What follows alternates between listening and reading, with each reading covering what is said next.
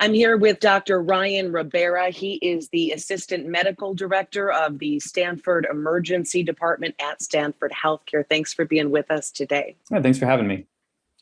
Talking about booster shots, it seems like we're looking at full approval coming very soon for the Moderna and the Johnson & Johnson vaccines. And then this theory of mixing and matching vaccines. What are your thoughts on that?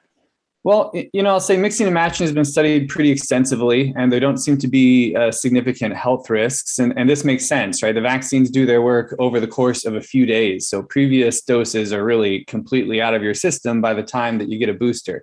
There's not even really potential for a significant interaction between them.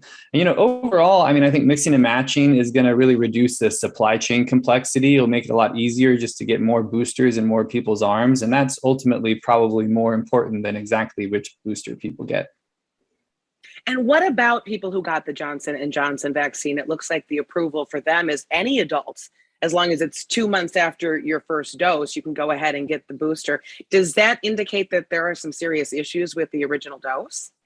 Well, I wouldn't say serious issues, but it does work differently than the mRNA vaccines. And I think we know, frankly, that immunity to the new Delta strain of COVID is a little bit less robust with the Johnson & Johnson. So I think it's sensible to approve a wider population to receive the booster in that case. Okay, and the booster, if you got the Johnson & Johnson shot initially, do you think at that point they should go with one of the others or get a second J&J?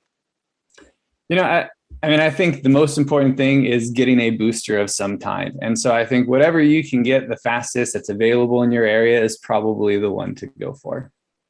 Okay, let's talk about the unfortunate death of former Secretary of State Colin Powell. Of course, we all heard that he was fully vaccinated and still did die of complications from COVID-19. What are your thoughts on that? How rare is that? Yeah, it's terrible news, of course, and I don't know the details of his medical history, but from public reports, it seems like he did have a variety of cancer that would have made the vaccine less effective in him. So I would imagine that probably contributed. He was someone who was high risk, whether he was vaccinated or not.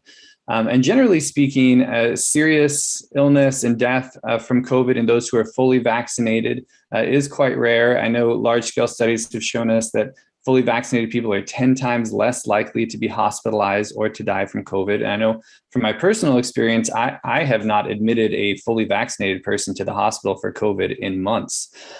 So on the ground, that seems to track. If anything, I think this is a good reminder to us that there exist among us many people for whom the vaccine isn't enough, who are immunocompromised or have other conditions that leave them still at very high risk.